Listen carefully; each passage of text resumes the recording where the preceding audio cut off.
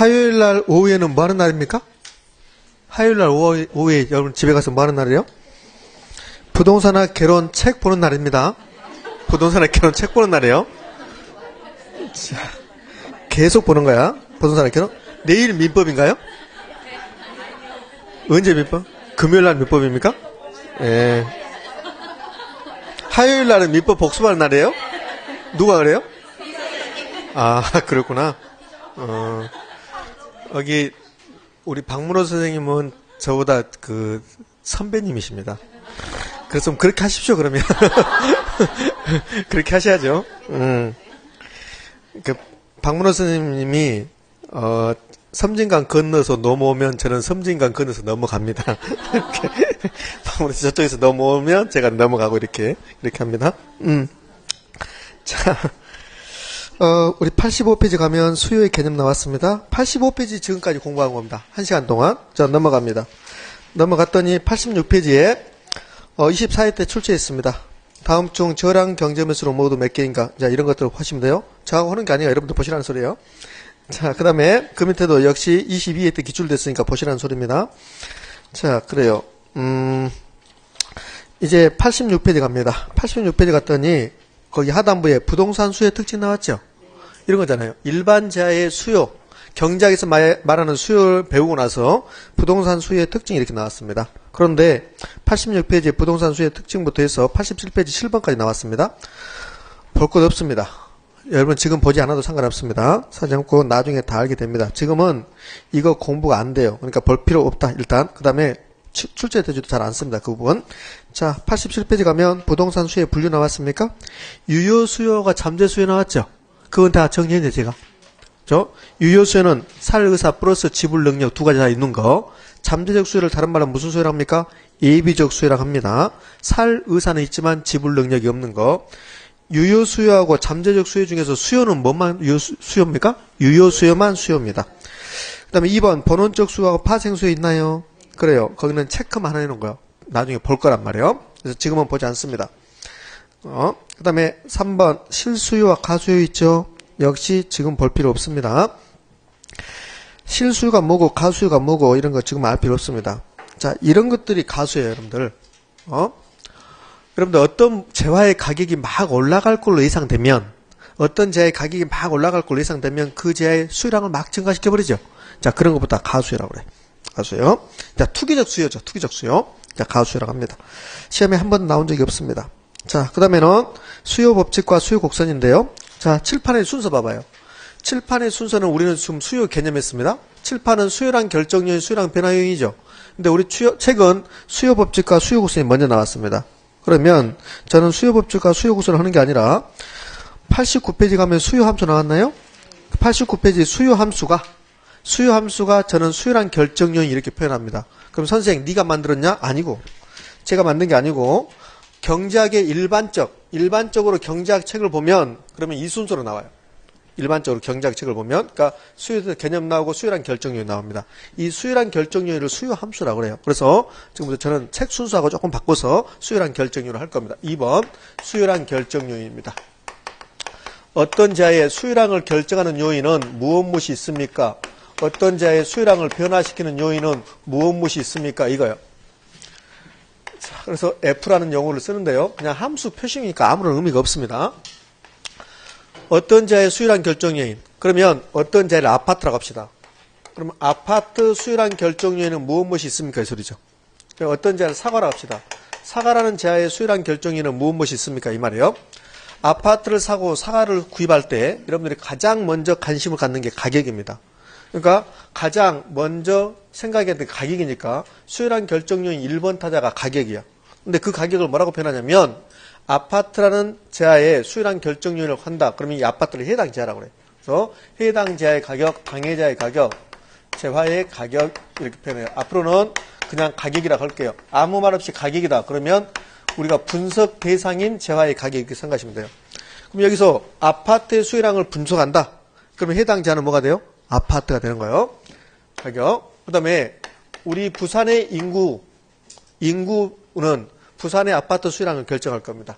부산 시민들의 소득 수준은 부산의 아파트 수요량을 결정할 것이고 그 다음에 대체재 보완자라는 게 나와요. 대체재 보완제. 대체재 보완제 가격이 수요량을 결정할 겁니다. 좀 이따 설명이 될 겁니다. 그 다음에 부동산, 아파트를 사는데 자기 돈만 가지고 사는 경우는 드물죠. 대출 받아요. 그러니까 대출 받았을 때 이자율 등 대출 조건 나옵니다. 이자율 등 대출 조건을 금융 조건이라고 그래요. 조건 등등 무수하게 많은 요인들이 어떤 자의 수요량을 결정한다. 그래서 제가 이렇게 표현하거든요. 수요량 결정 요인은 몇 개? 무수하게 많다. 이렇게 하시면 돼요. 자, 그래요. 그러면 지금 제가 쓰는 것은 이제 쓰지 마시고요. 그러면 이제 공급으로 오면 뭘 배울까요? 공급으로 오면 공급량 결정 요인 배우겠네. 공급량 결정 요인. 공급량 결정 요인을 다른 말로 뭐라고 할까요? 공급량 변화 요인이라고 그래요. 자, 그럼 아파트 공급량 결정 요인. 공급자는 이윤 극대화를 추구해요. 그럼 아파트 가격이 막 올라가면 공급량을 증가시켜요. 그래서 공급량 결정 요인의 1번 타자가 해당자의 가격이에요. 그럼 수요량 결정 요인, 공급량 결정 요인 1번 타자는 다 가격입니다. 가격. 아파트 가격이 막 떨어져요. 아파트 가격이 막 떨어지면 공급자는 공급량을 감소시킬 거예요. 그러니까 공급자는 가격에 가장 민감해요. 그 다음에는 인구 소득은 수요 결정 요인이고 공급 결정 요인은 아니에요. 그럼 공급을 오면 공급자가 가장 관심을 갖는 게 공급량을 결정하는 것 중에서 가격이고 그 다음에는 생산 요소의 가격이야. 생산 요소의 가격. 아파트 공급량 결정 요인 중에서 아파트 생산 요소, 택지, 토지 가격, 건설 자재 가격, 건설 노동자의 임금 이런 것들이 공급량을 결정해요. 그래서 생산 요소의 가격이 나오는 거예요. 생산 요소 가격. 그다음에 생산 기술이지. 생산 기술이 진보하면 발달하면 그러면 공급량을 증가시킬 수 있어요. 그다음에 대체재 보완제 가격이 또 나와요. 자, 우리가 아파트 지금 건설업자입니다. 아파트 개발업자야. 그러면 아파트 개발업자는 자기 돈만 가지고 아파트를 건설한 경우는 드물어요. 그럼 대출 받거든요. 그럼 대출 받는데 대출 이자율이 엄청나게 높아. 그러면 대출 많이 못 받을 것이고 그럼 공급량은 감소하겠네. 따라서 공급량 결정 요인도 이자율 등 금융 조건이 나온다는 소리야.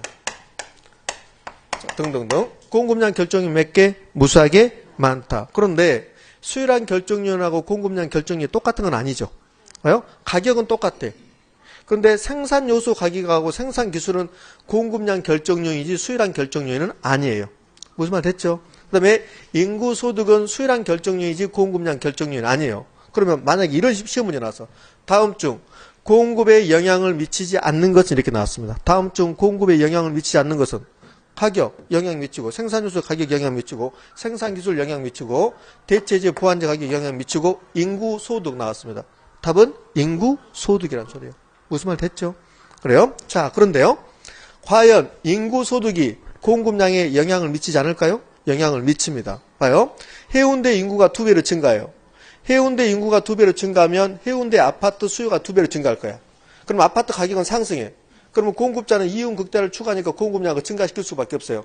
그러니까 해운대구에 어떠한 변화도 없고 인구만 2배로 증가해요. 인구 2배로 증가하면 아파트 수요 2배로 증가. 아파트 가격 상승. 그럼 아파트 공급량이 증가. 그러면 인구의 변화는 공급량을 변화시킵니까? 변화시키지 않습니까? 변화시키잖아요. 그런데 인구는 공급량 결정 요인이 아니라고 말해요.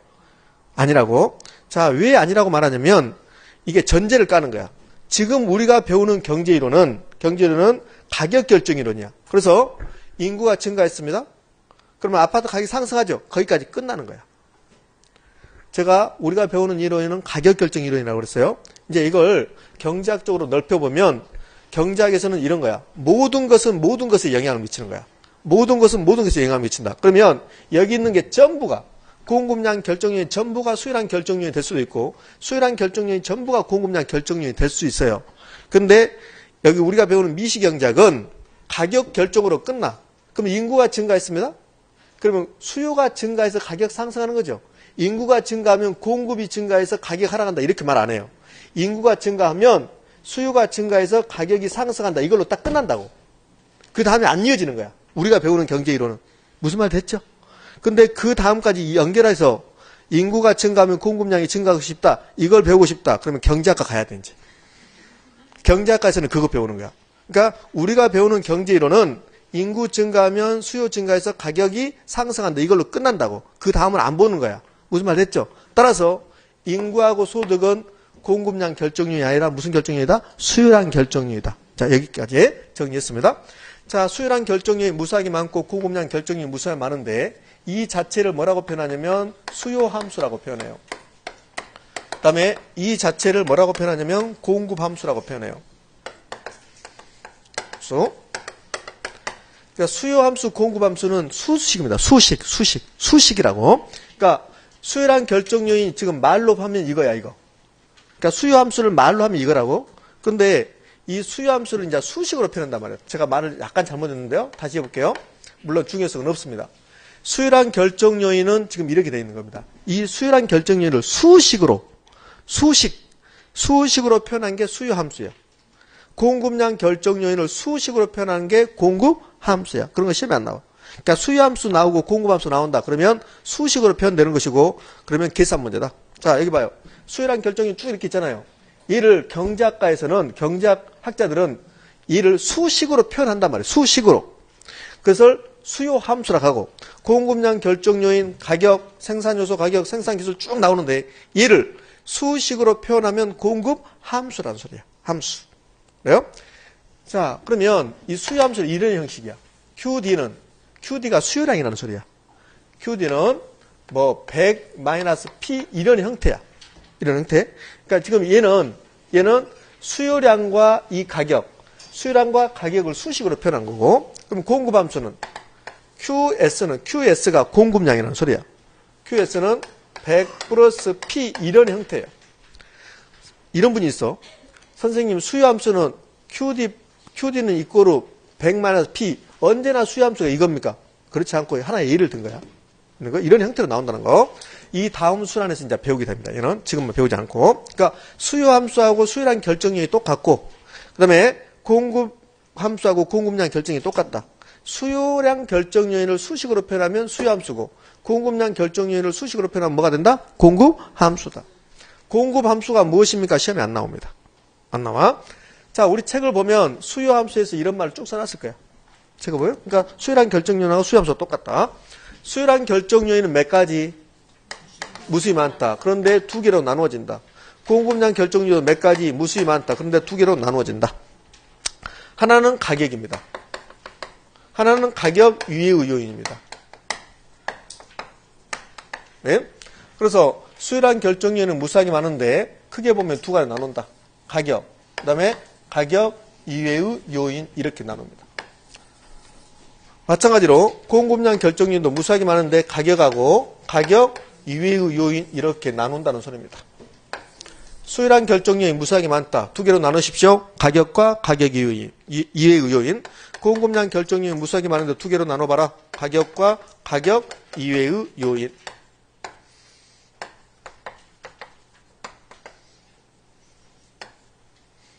자, 됐습니다.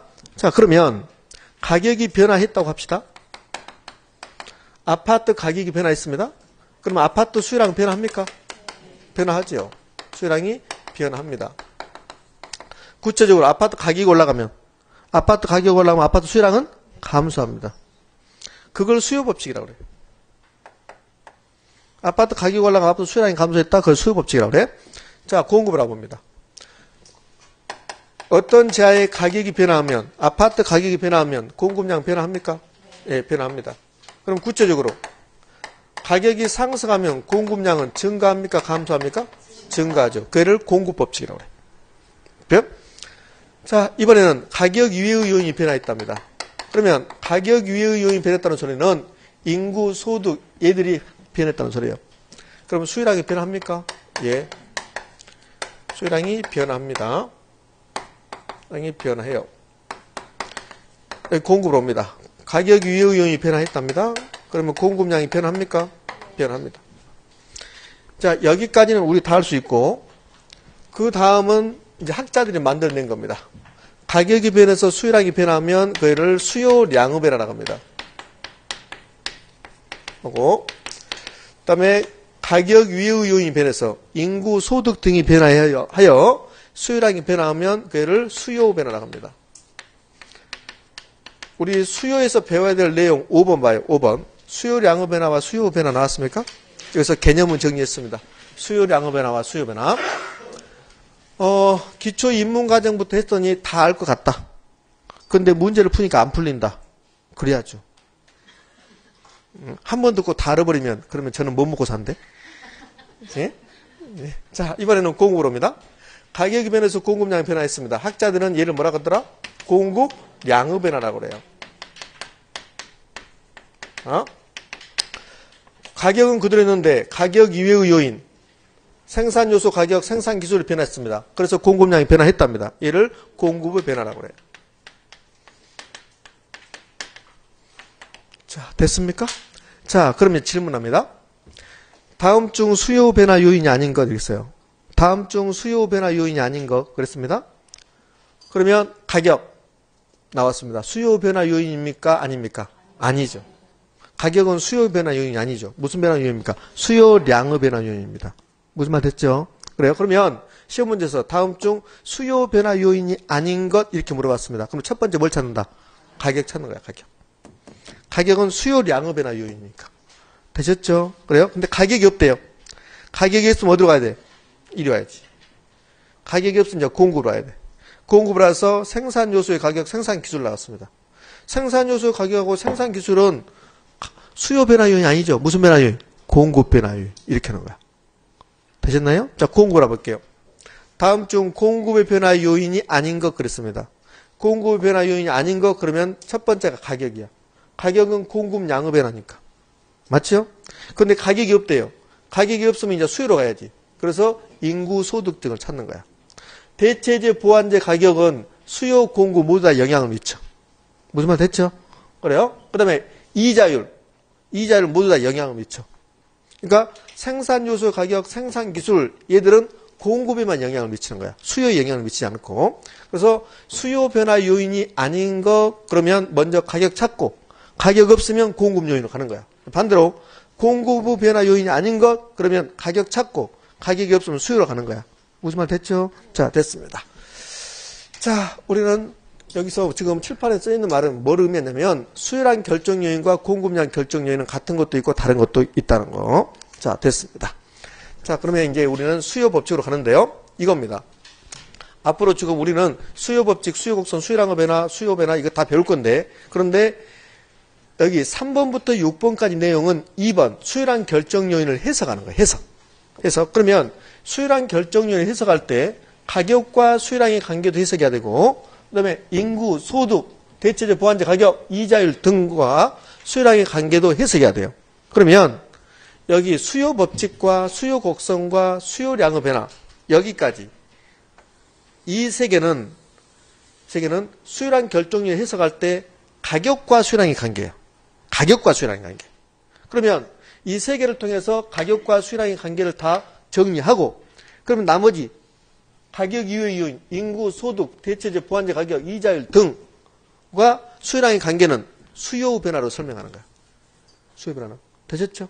그러면 수요 법칙, 수요 곡선, 수요량의 변화, 수요 변화 여기까지 정리하면 수요량 결정이 끝나고 수요가 끝나는 거야. 무슨 말 됐죠? 그래요? 자, 그러면 우리는 이제 수요 법칙 갑니다. 수요 법칙을 공부한다는 소리는 수요량 결정 요인 중에서 무엇과 무엇의 관계를 공부하겠다는 소리예요. 가격과 수요량의 관계를 공부하겠다는 소리예요. 봐요. 이 수요량 결정 요인은 무수하게 많은데 수요 법칙은 다른 것은 그대로 두고 가격과 수요량의 관계만 봅시다. 그게 수요 법칙이야. 그 다음에 수요 곡선은 가격과 수요량의 관계를 그림으로 표시한 거고. 되셨습니까? 그래요. 그러니까 지금부터 수요량 결정 요인을 하나씩 공부하는데 먼저 가장 중요한 무엇부터 하겠다. 가격과 수요량의 관계를 공부하겠다. 자, 그래서 3번 이제 우리는 수요 법칙을 할 건데요. 수요 법칙 하기 전에 여기다 이렇게 해야 돼요. 뭐라고 하냐면 가격과 수요량의 관계. 수요량의 관계를 지금부터 보겠다. 거기서 첫 번째 나오는 게 수요 법칙이란다. 그러니까 수요 법칙은 수요량 결정 요인이 이렇게 많은데 가격 위의 것들, 인구, 소득 등을 그대로 두고 변하지 않고 해운대 인구 40만 그대로 있고 해운도의 주민들의 소득 수준 그대로 있고 나머지 것 그대로 있고 가격과 수요량의 관계만을 봤다. 그랬더니 가격이 올라가면 수요량을 감소시키더래요. 그리고 가격이 떨어지면 수요량을 증가시키더래요. 이렇게 가격과 수요량의 반비례 관계를, 마이너스 관계를, 감소 관계를, 얘를 뭐라 한다? 수요 법칙이라고 하더래요. 자, 그럼 우리 공급을 해봐요. 공급을 오면 공급량 결정량이 무수하게 많은데 나머지 거 그대로 두고 생산 요소 가격, 생산 기술을 그대로 두고 가격과 공급량의 관계만 봅시다. 가격과 공급량의 관계를 봅시다. 그래서 3번 공급 법칙 나오는 거야. 그러면 가격이 올라가면 공급량 증가, 가격이 떨어지면 공급량 감소. 가격과 공급량이 무슨 관계? 비례 관계, 플러스 관계. 그걸 뭐라 한다? 공급 법칙이라고 한다. 자, 수요 법칙은 가격과 수요량이 무슨 관계? 반비례 관계. 수요 공급 이론은 일반적인 합리적인 또는 일반적인 사람을 대상으로서 만들어냈어요. 그런데요, 저는 이런 사람이야. 저는 어떤 사람이냐면 가격 올라가면 수요량을 증가시키는 사람이야.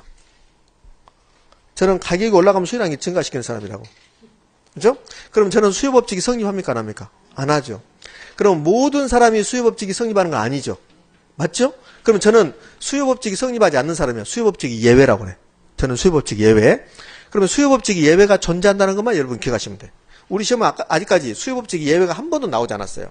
경제학에서는 빈번하게 나오지만 우리 시험은 한 번도 안 나왔다. 그러니까 수요 법칙이 예외가 존재한다는 거. 모든 재하에서 수요 법칙이 성립한다. O다 X다? X. 모든 사람이 수요 법칙이 성립한다는 X야. 저는 가격이 올라가면 수요량을 증가시킬 거라니까요. 저는 가격이 올라가면 수요량을 증가시키는 사람이야. 그렇죠? 그러니까 그런 사람들이 있어요. 그 사람은 합리적이다, 비합리적이다? 비합리적이다. 자, 그 다음에요. 백화점에 모피코트를 파는데 100만 원이라고 붙여놨어요. 그런데 안 팔려요. 그러니까 1000만 원이라고 붙여놨더니 막판에 나갔어요. 그래서 그럼 이 제한은 가격이 올라갔더니 수요량이 증가해버렸죠. 그러면 가격이 올라갈 때 수요량이 증가했습니다. 그런 제한도 있다는 소리입니다. 그러니까 수요법칙이 성립하지 않는 제한도 있고 수요법칙이 성립하지 않는 사람도 있다. 그런 사람들을 수요법칙이 예외라고 한다. 예외. 되셨죠? 여기다가 수요법칙 예외 존재 그것만 써놓으면 돼요. 수요법칙 예외 전제. 수요법칙 법칙의 예외가 있다. 자, 이 다음 순환에서 수요법칙 예외를 구체적으로 말할 거예요, 제가. 자, 그러면 공급을 오면 가격이 올라갈 때 공급량을 다 증가시킨다. 이게 일반적이거든? 그럼 모든 사람이 가격이 올라가면 공급량을 증가시킬까? 그렇지는 않다는 소리예요. 모든 재화가 그렇지는 않다는 소리예요. 자요. 토지의 가격이 막 올라갑니다. 토지의 가격이 막 올라간다고 해서 토지를 물리적 측면에서 만들 수 있다, 없다? 없죠. 그러면 토지 가격이 올라갈 때 토지 공급량이 증가한다고 말할 수 없잖아요. 그러면 그것은 공급법칙이 성립한다, 안 한다? 안 하지. 그러니까 일반적으로 합리적인 공급자들은 가격이 올라가면 공급량을 증가시켜요. 그런데 그렇지 않는 사람도 있고 그렇게 할 수 없는 재화도 있더래요.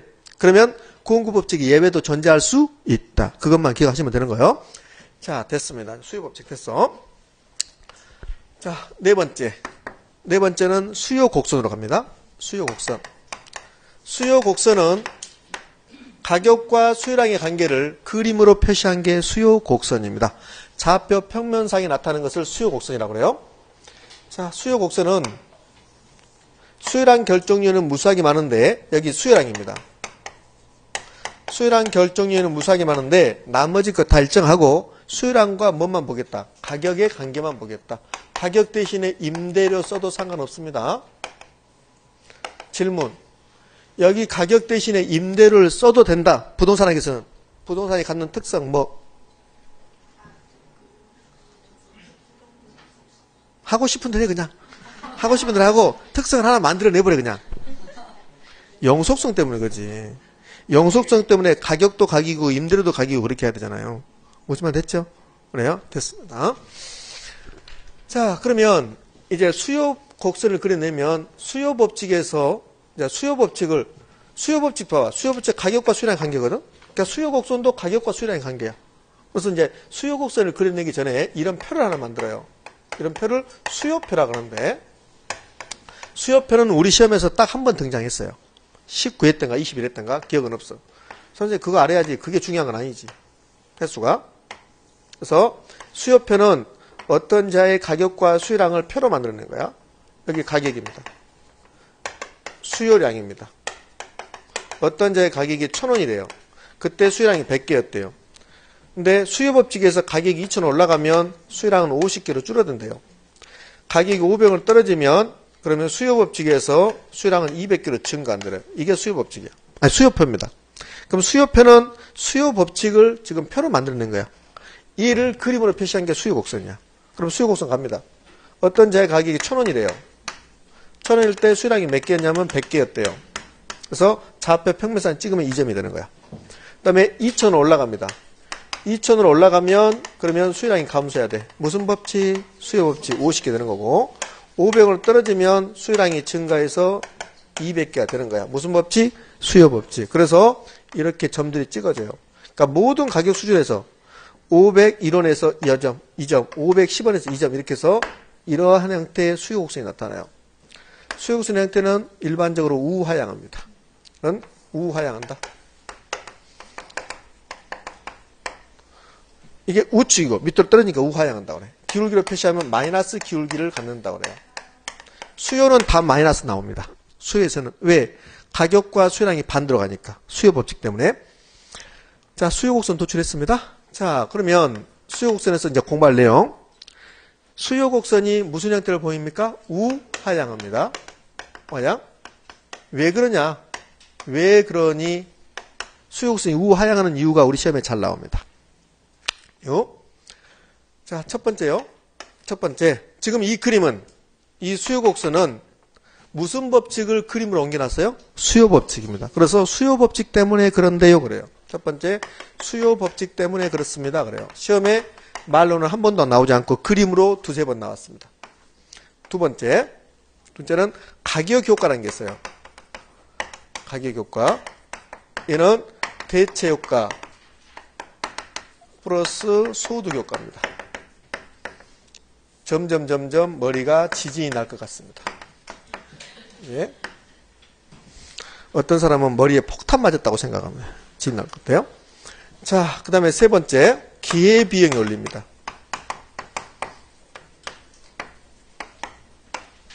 네 번째는 수요자가 효용 극대화를 추구하고 있기 때문에 그렇습니다. 효용 극대화 추구. 선상 다 외워야 됩니까? 안 외워도 상관없습니다. 이 이유 때문에 수요곡선이 우하향한답니다. 자, 그러면 이 중에서 여러분 기억하실 건 2번입니다. 자, 아직 논리를 모르지만 이런 지문이 나왔어요. 수요곡선이 우하향하는 이유는 가격효과 때문이다. 오. 수요곡선이 우하향하는 이유는 대체효과와 소득효과 때문이다. 오. 자, 그렇게 기억하시면 돼요. 그러니까 그렇게 기억하시면 되는데 지금 제가 언급한 것은 우리 시험에 한 2번 정도 출제됐고 최근에 여기 가격효과를 물어보는 게 아니라 뭘 물어보냐면 수요곡선이 우하향하는 이유는 가격효과 때문인데 그렇게 물어보지 않고 대체효과 자체와 소득효과 자체를 최근에 물어봅니다. 이 자체를 물어본다고. 그러니까 원래는 이 대체효과와 소득효과를 물어볼 때 수요곡선이 왜 우하향합니까?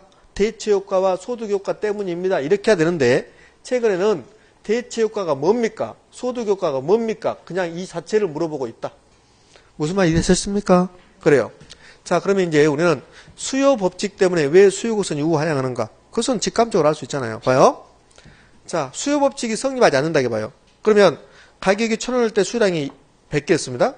가격이 2,000원 올라갈 때, 저 같은 사람이야? 가격이 2,000원 올라갈 때 수요량이 200개로 늘려요. 그러면 저는 가격이 1,000원일 때 수요량이 100개였습니다. 2점이 있었어요. 근데 가격이 2,000원 올라가니까 수요량을 200개로 늘려요. 그러면 2점으로 가는 거야. 그럼 저의 수요곡선이 이렇게 나타나요. 이렇게. 그러니까 수요법칙이 성립해야만이 수요곡선이 우하향하는 거야. 무슨 말 됐죠? 그러니까 수요법칙 때문에 그래. 만약에 수요법칙을 가격이 올라갈 때 수요량이 증가한다게 봐요. 가격이 올라갈 때 수요량이 증가하는 것을 수요법칙이라 합시다. 이렇게 봐요. 그러면 수요곡선은 우상향하는 거야. 우상향. 이해되셨죠? 그래서 수요법칙 때문에 수요곡선이 우하향한다. 됐습니다. 그런데 그렇게 시험에 출제되지 않았죠. 그럼 어떻게 출제됐냐면 얘는 이렇게 하는 거야. 여기다 할게요. 이렇게 와서. 자, 얘는 그림으로 줬습니다. 3번인가 그림을 줘요. 우리 수요법칙이 성립하면 수요곡선은 뭐예요? 우하향하는 거야. 수요법칙이 성립하면, 그러니까 봐봐요. 수요법칙 때문에 수요곡선이 우하향이에요. 얘를 반대로 해석하면 수요법칙이 성립하면 수요곡선을 우하향한다 이 소리야. 저는 수요법칙이 성립하는 사람이 안 하는 사람이야? 안 하는 사람이죠. 그러면 저는 수요곡선이 뭐 하는 거야? 우상향하는 거야. 그러니까 수요법칙이 성립하면 수요곡선은 우하향. 맞죠?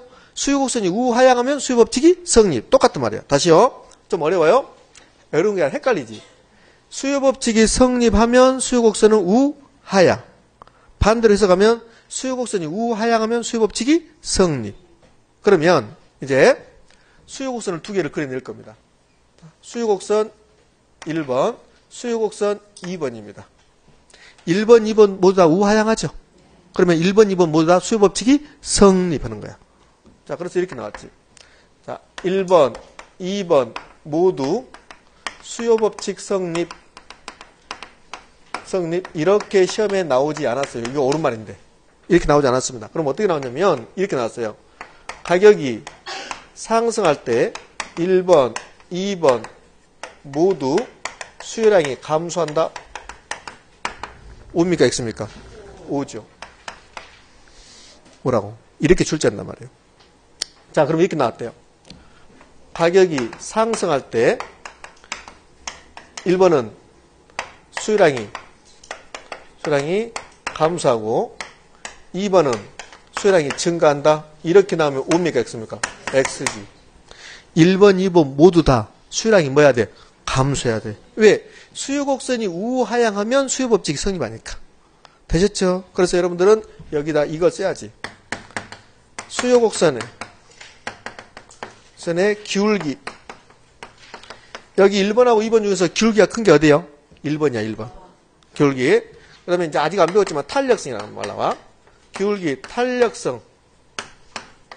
크기와 관계없이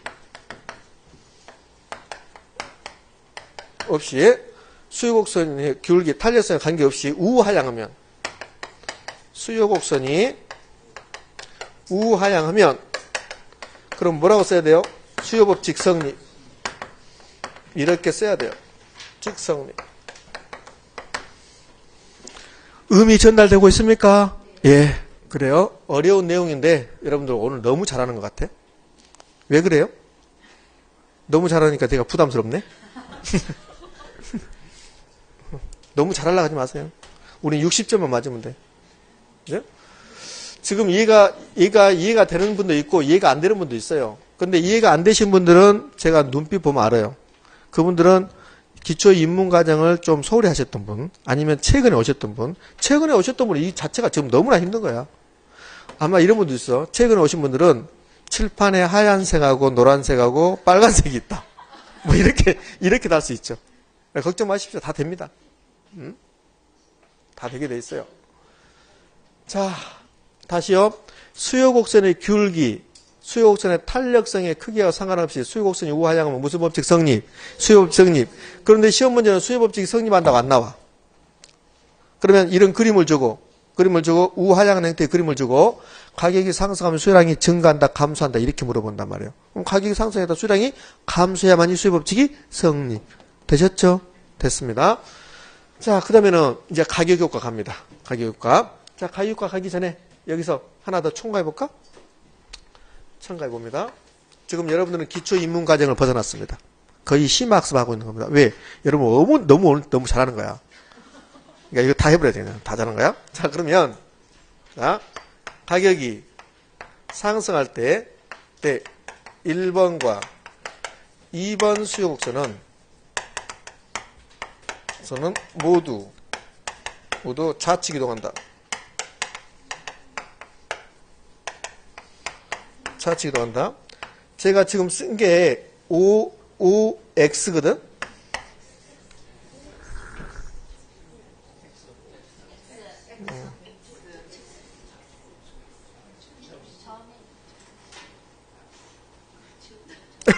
OX만 하시면 돼, 여러분들.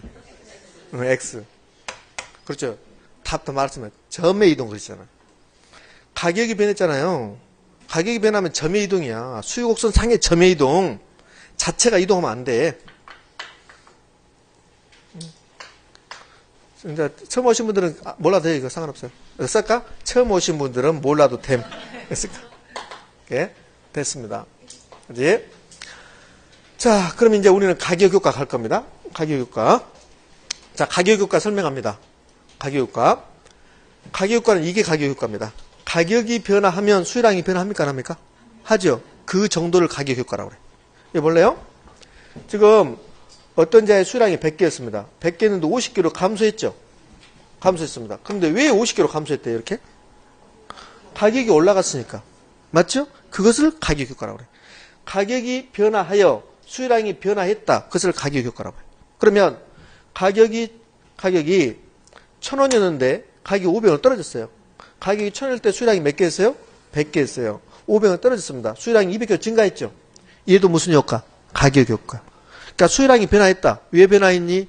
가격이 변해서 변화했다. 가격 효과. 그러면 소득 효과는 소득이 변화하여 수요량이 변화한 것을 소득 효과라고 그래요. 가격이 변해서 수요량이 변화했다. 무슨 효과? 가격 효과. 소득이 변해서 수요량이 변화했다. 무슨 효과? 소득 효과. 자, 제가 사과를 수유하는데요. 사과 가격이 1,000원에서 1,500원 올라가요. 그래서 제가 수요량을 20개를 줄였어요. 그 20개는 무슨 효과? 가격 효과. 가격 효과. 그러니까 사과 가격이 변해서 사과 수요량이 감소했다. 이거는 무슨 효과? 가격 효과. 내 소득이 한 달에 100만 원입니다. 미치겠어. 차비 빼고 남는 게 하나도 없어. 뭐지? 너 소득 100만 원이면 차비를 얼마 받냐? 서울에서 부산 오는데 차비 5,800원인가 받아. 그냥 하는 소리입니다. 내 소득이 한 달에 100만 원입니다. 그러니까 사과 수요량이 100개였어요. 그런데 200만 원 올라갔습니다. 그래서 사과 수요량을 200개로 증가시켰어요. 그럼 사과 수요량이 100개에서 200개로 증가했죠? 왜 증가했대요? 소득이 변화해요. 그 100개 변한 것을 소득 효과라고 그래요. 그러니까 가격이 변해서 수요량이 변한 것을 가격 효과, 소득이 변해서 수요량을 변한 것을 소득 효과. 그럼 이렇게 봐요. 사과도 하나에 1,000원이고 배도 하나에 1,000원이었어요. 사과도 1,000원, 배도 1,000원이었는데 사과 10개 수요하고 배도 10개 수요했어요. 그런데 이번에는 사과 가격이 2,000원 올라가 버려요. 배 가격은 그대로 있어요. 그러면 사과 가격이 2,000원 올라가면 배를 많이 먹어야 됩니까? 사과를 많이 먹어야 돼? 배. 자, 생각해봐요. 사과도 1,000원, 배도 1,000원이었어요. 근데 10개를 수요했어요. 근데 배 가격은 그대로 있는데 사과 가격이 2,000원 올라가. 근데 사과를 하나도 안 먹을 수는 없잖아. 그러니까 사과를 2개만 먹어. 2개만 먹고 배의 수요량을 증가시켜. 그러니까 사과 몇 개 줄었어요? 8개 줄은 거야. 8개 줄은 것을 배로 대체. 배를 수요량을 증가시켜. 배로 대체한다. 무슨 효과? 대체 효과. 그게. 그러니까 가격이 변해서 수요량이 변했다. 가격 효과. 소득이 변해서 수요량이 변했다. 소득 효과. 그러면 대체 효과는 배로 대체했다. 그러면 안 되죠. 그럼 뭐가 변해서? 무슨 가격? 소득이. 아니, 소득이 변해서 수요량이 변하면 소득 효과. 가격이 변해서 수요량이 변하면 가격 효과. 근데 대체 효과는? 무슨 가격이 변해서? 그렇죠. 사과와 배의 상대 가격이 변한 거야. 사과도 1,000원, 배도 1,000원이었죠. 그런데 사과 가격이 2,000원 올라간 거야. 그러면 사과 가격은 2,000원 올라갔고 배 가격은 1,000원 남았잖아. 그럼 상대 가격이 변한 거야. 그럼 두 자의 상대 가격이 변하여 수요량이 변한 것은 무슨 효과? 대체 효과. 상대 가격이 변한 말 나오면 무조건 대체 효과야. 상대 가격이란 말. 그러니까 상대 가격이란 말 나와서 소득 효과라고 우리 시험에서 2번 출제. 자, 상대 가격 변화 나왔다. 무슨 효과? 대체 효과. 소득 변화했다. 무슨 효과? 소득 효과. 그렇지? 자는 사람 있습니다. 자는 사람. 집에서 자는 게 편한데. 자, 그러면 지금부터 제가 가격 효과를 설명할 겁니다. 가격 효과는 의외로 또 잘 나옵니다. 이건 지워도 됩니까? 예, 여기까지 가면 저분들 힘드시니까 되도록이면 가운데 할게요. 자, 이제 가격 효과를 설명할 겁니다. 그러니까를 합성 효과라고 돼요. 합성 효과. 왜 합성 효과라고 하냐면 대체 효과하고 소득 효과가 플러스 된 거니까. 그래서 합성 효과라고도 합니다. 자, 그러면 이제 사례를 보겠습니다. 사례. 예. A제가 있었고, A제가 1,000원입니다. 그리고 B제가 있었는데요. B제도 1,000원이 있습니다. 근데 A하고 B는 대체제입니다.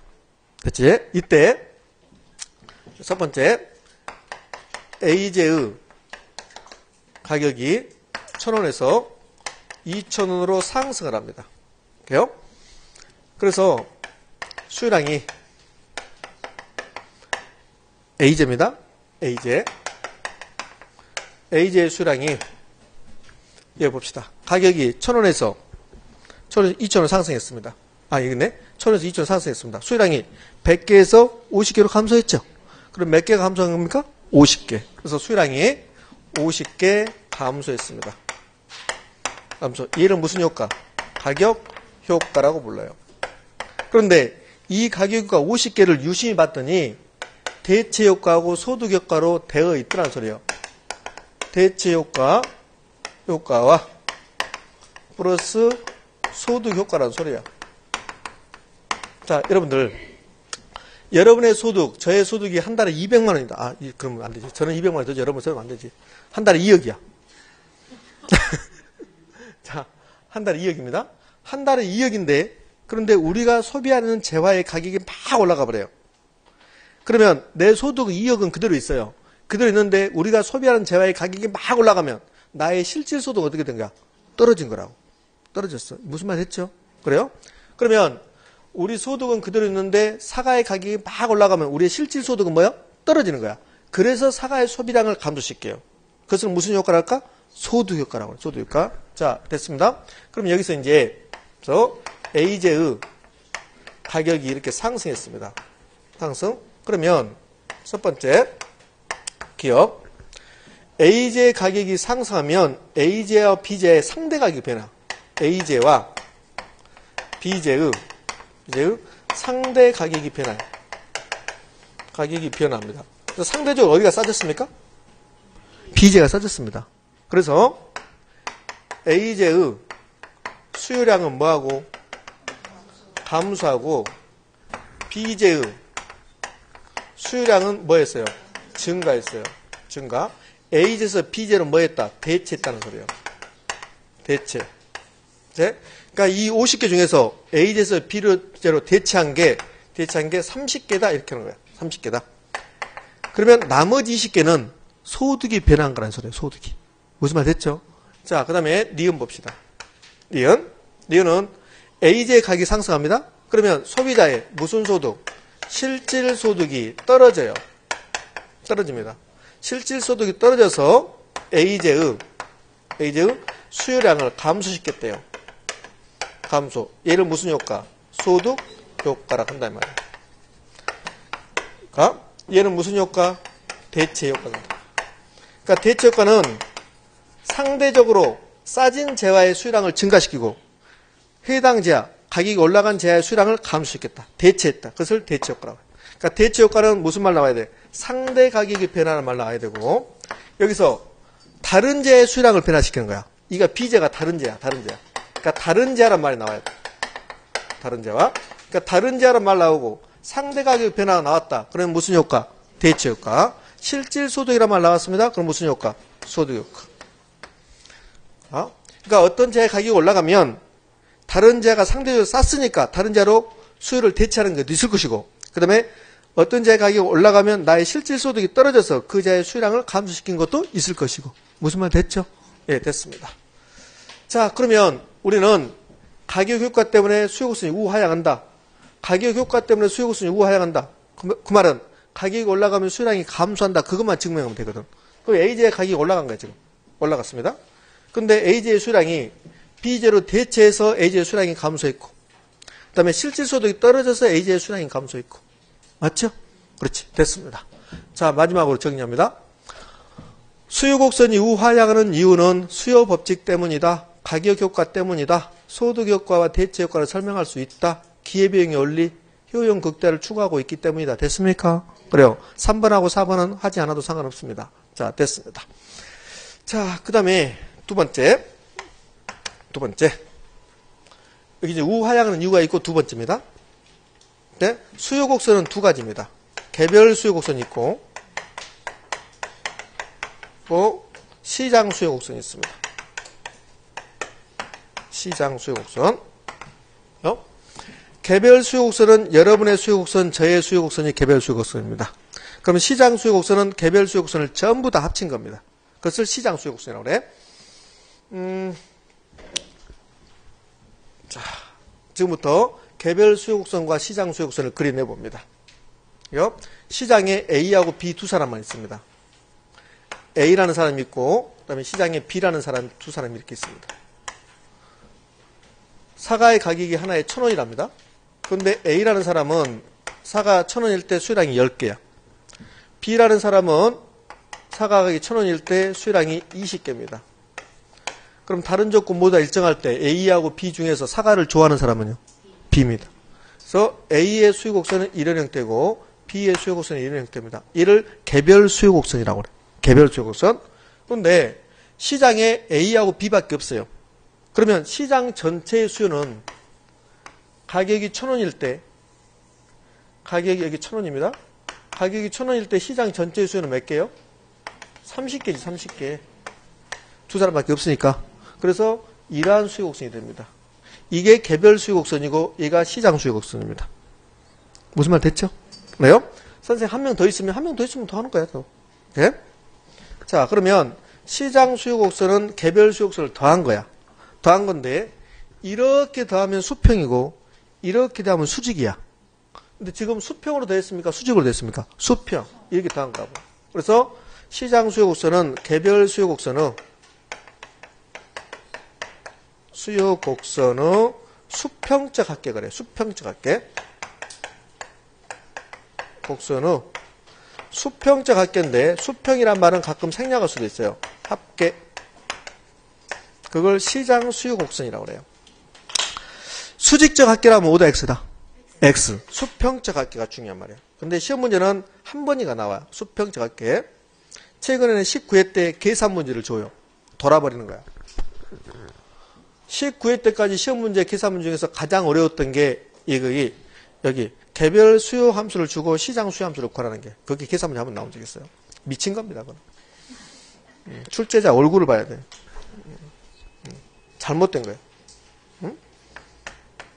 출제자 그 보육 교사한테 한번 맞아야 돼. 날라가 버리라고.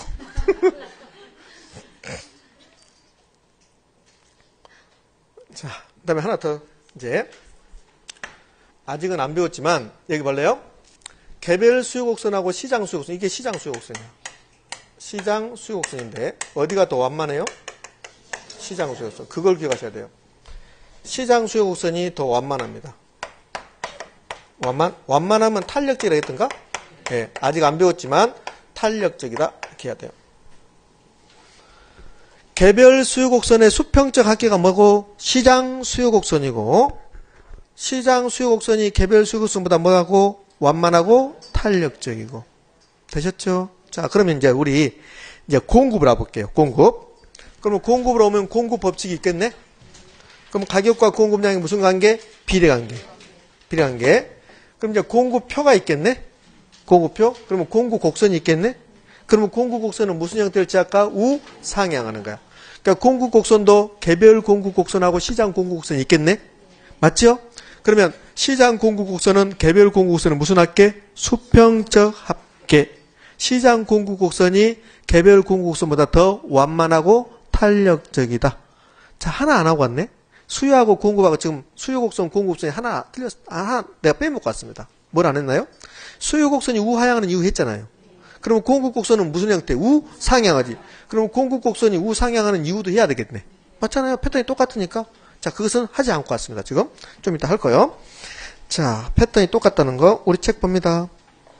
이제 우리 책 보고 정리할 거예요. 자, 우리 책 87페이지 하단부에 수요법칙부터 쭉 했습니다. 그러면서 88페이지 보충학습에 수요법칙이 성립하는 이유, 수요곡선이 우하향하는 이유 됐습니까? 우리 책은 지금 대체효과, 소득효과, 가격효과밖에 안 나왔습니다. 근데 이 정도는 불충분하고 제가 칠판에 써둔 거 하면 그게 저기 암백하게 되는 겁니다. 수요곡선 그려놨습니다. 아무 말 없이 수요곡선 그러면 시장 수요곡선입니다. 아무 말 없이 시장 수요곡선, 아니 수요곡선 그러면 시장 수요곡선. 수요곡선은 시장 수요곡선하고 개별 수요곡선이 있다고 그랬잖아요.